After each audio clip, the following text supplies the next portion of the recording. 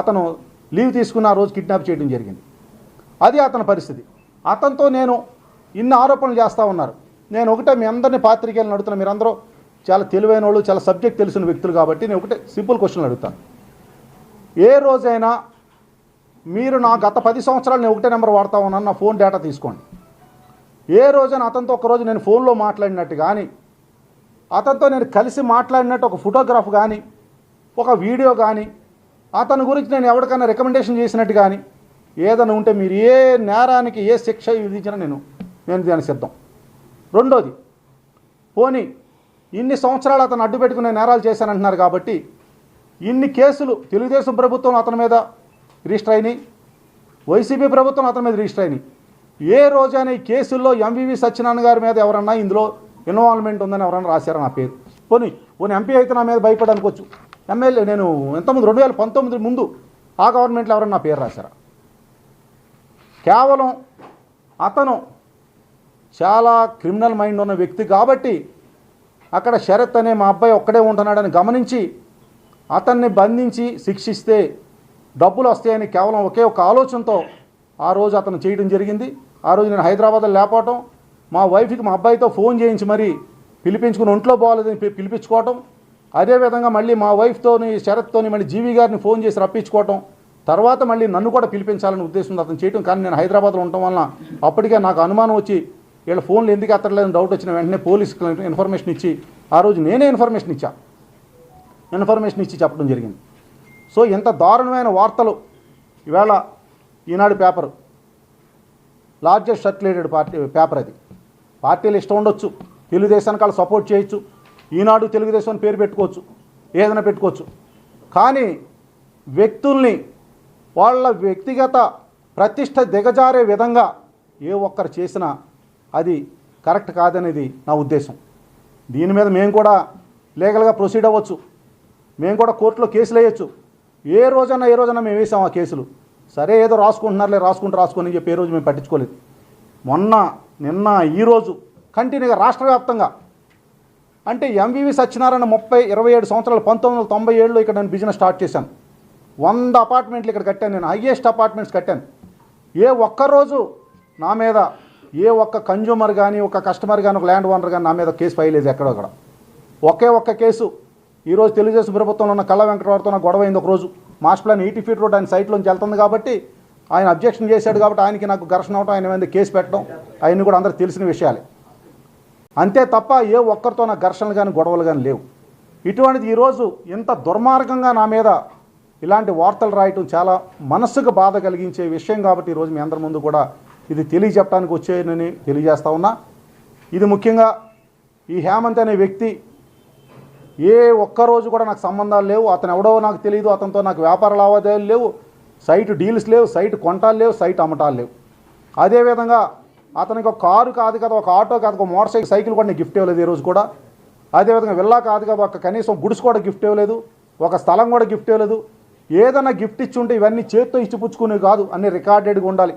ఒక వెహికల్ ఇవ్వాలంటే 5 వెహికల్స్ ఇవ్వాలంటే 5 వెహికల్స్ తాలూకా ఆర్టీఓలో ఆఫీస్లో ట్రాన్స్ఫర్ చేయాలి, నా పేరుతో కొనాలి, నేను ఫైనాన్స్ కట్టాలి, ఆ కారు అతని పేరు ఇవ్వాలి, లేదంటే నేను డబ్బులు పెట్టుకోవాలి అతని పేరుని ఇవ్వాలి. 5 కార్లు పోనీ నేను ఇచ్చాను, ఎక్కడున్నాయి చెప్పానండి కార్లు? ఏ కారు ఎక్కడుందో చెప్పానండి? 5 విల్లాలు ఎక్కడున్నాయి చెప్పానండి? 12 స్థలాలు ఎక్కడున్నాయి చెప్పానండి?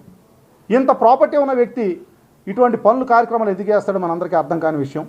సరే దయచేసి మీరందరూ కూడా ఈ విషయాన్ని గమనించవలసిందిగా మీ అందరికీ కూడా నేను చేతులెత్తి వేడుకుంటా ఉన్నా. నాకేంటంటే ఈవేళ ప్రెస్ మీట్ పెట్టవలసిన అవసరం కూడా నేను వద్దు అనుకున్న మార్నింగ్ కూడా ఈవేళ సరే ఈ పేపర్ చూసిన రోజు పొద్దున పేపర్ చూసి పని ఏంటంటే మాకు నిజంగా మీ అందరు పాత్రికేయులందరికీ చెప్తాను, మనసు బాధతో చెప్తాను. పొద్దున్న పేపర్ చూసి మన కోసం ఏం వార్తలు రాశారని చదువుకొని బాధపడి పక్కన పెట్టడం తప్ప రెండో పని లేదండి. యూట్యూబ్ ఓపెన్ చేస్తే ఏమి తిడతారో తెలియదు, అంత నేరం ఘోరం ఏం చేస్తాం ఊరికి కానీ, రాష్ట్రానికి కానీ, దేశానికి కానీ మేము అనేది నాకు అర్థం కావట్లేదు. సరే ఇంకో విషయం, సరే ఈ కిడ్నాప్స్ మ్యాటర్ ఇది. దయచేసి కిడ్నాప్లో మీరు ఇప్పటికైనా గమనించండి, ఈటీవీ వాళ్ళు కానీ ఈనాడు వాళ్ళు కానీ ఉంటే వాళ్ళు కూడా రాసుకోండి సార్ దయచేసి. ఆంధ్రజ్యోతి ఏబిఎన్ కానీ ఉంటే ఈ కిడ్నాప్ వ్యవహారంలో నేను ఎంక్వైరీ, మనకు ఒక పెద్ద ఆఫీసర్ ఎవరో జైలుకి వెళ్ళి కూడా ఎంక్వైరీ చేసుకున్నారంట. మంచిది, చేసుకుంటే డీటెయిల్డ్గా ఏదైతే వాళ్ళు అంతకుముందు షార్ట్ షీట్ ఫైల్ చేశారు, షార్ట్ షీట్లో ప్రతి ఐటమ్ని రీఓపెన్ చేసి చేసుకోమని చెప్పి నేనే కోరుతా ఉన్నా. కోరితే వాళ్ళు కూడా అర్థమవుతుందని కూడా తెలియజేస్తా ఉన్నా. మీరందరూ కూడా దయచేసి ఆ విషయాన్ని కూడా మీరు ప్రజలకు తెలియజెప్పాల్సింది కోరుతా ఉన్నా. ఇది 13 కేసులు ఉన్న వ్యక్తి అతను. అత్యంత దారుణంగా ఒక మహిళని రేప్ చేసి మర్డర్ చేసిన వ్యక్తి అతను. అటువంటి వ్యక్తికి ఇవాళ వెనకేసుకొచ్చి అలాంటి వ్యక్తిని మీరు ఇవాళగా మాట్లాడుతూ ఉన్నారంటే మరి ఏంటనేది మాకు అర్థం కావట్లేదు. ఇంకా రెండోది, ఈ మధ్యన సిరిపురం గొడవ రోజు చూస్తూనే ఉన్నాం.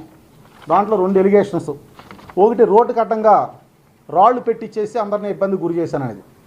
నేను 14/8/2023లో నేను మున్సిపల్ కమిషనర్కి, పోలీస్ కమిషనర్కి ఉత్తరాలు రాశాను. నేను అవి పెట్టిన తర్వాత ఇవన్నీ కూడా రోడ్డుకి అడ్డంగా ఉండటం వల్ల ఇబ్బంది పడతా ఉన్నారు. ట్రాఫిక్ అంటే స్వచ్ఛ సర్వేక్షణ ప్రకారం, స్మార్ట్ సిటీ రూల్స్ ప్రకారం ట్రాఫిక్ సిగ్నల్స్ని మినిమం చేయాలని మాకు పైనుంచి ఆర్డర్స్ ఉన్నాయి సార్, మేమేం చేయలేము, మాకు పైనుంచి వచ్చిన ఆర్డర్స్ అంటే సరే నేను విడిచిపెట్టాను. దాని మీద నన్ను ఎన్నో రకాలుగా నా మీద రకరకాల ఆరోపణలు చేశారు. సరే ఏదో మాట్లాడుకున్నారని వదిలేశాను. రెండోది, 63 కోట్ల రూపాయలు టీడీఆర్ నేను తీసేసుకున్నా అన్నారు. ఒరిజినల్గా ల్యాండ్ నాది కాదు, హెగ్డే ఫ్యామిలీ అని చెప్పి వాళ్ళు విజయవాడలో ఉంటారు, వాళ్ళది. మాకు డెవలప్మెంట్కి ఇచ్చారు. 40% మేము వాళ్ళకి ఇవ్వాలి, 60% మేము తీసుకోవడానికి, బిల్డింగ్ కట్టడానికి వాళ్ళతో అగ్రిమెంట్ అయ్యాం. పని మొదలుపెట్టాం. దానికి 2041 మాస్టర్ ప్లాన్ 2021లో వచ్చింది, 22లో 2041 ఫోర్స్లో ఉంటుంది. ఆ మాస్టర్ ప్లాన్ ప్రకారం అక్కడ రోడ్డు ఎంత వెడల్పు ఉండాలో వెడల్పుకు తగిన స్థలం రోడ్డుకు విడిచిపెట్టిన తర్వాతే బిల్డింగ్ కట్టాలి. అది రూల్. అది లేదంటే బిల్డింగ్ కట్టేసిన తర్వాత అప్పుడు రోడ్డు వేస్తానంటే బిల్డింగ్ అడ్డు వస్తుంది రోడ్డుకి.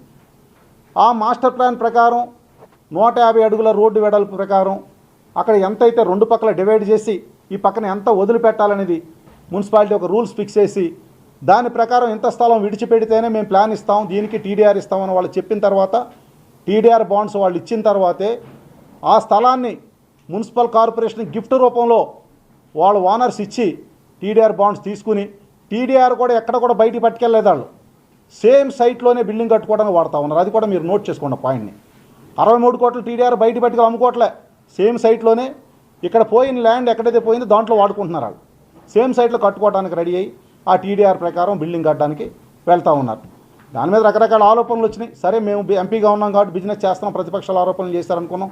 సరే కానీ అని అనుకున్నాం. దాన్ని పక్కన పెడితే ఇంకో మూడో విషయం, కోరమన్నపాలెంలో 4 విషయాలు మీకు క్లారిఫై ఇవ్వాలనుకున్నాం. ఫస్ట్ది హేమంత్ విషయం అయింది, రెండోది సిరిపురం విషయం అయింది, మూడోది కోరమన్నపాలెంలో ఎంవీఎంకే పార్క్ అని ఒక 2000 అపార్ట్మెంట్లు కట్టాం, 2000 ఫ్లాట్లు, ఒక అద్భుతమైన గేటెడ్ కమ్యూనిటీ 10 ఎకరాల్లో.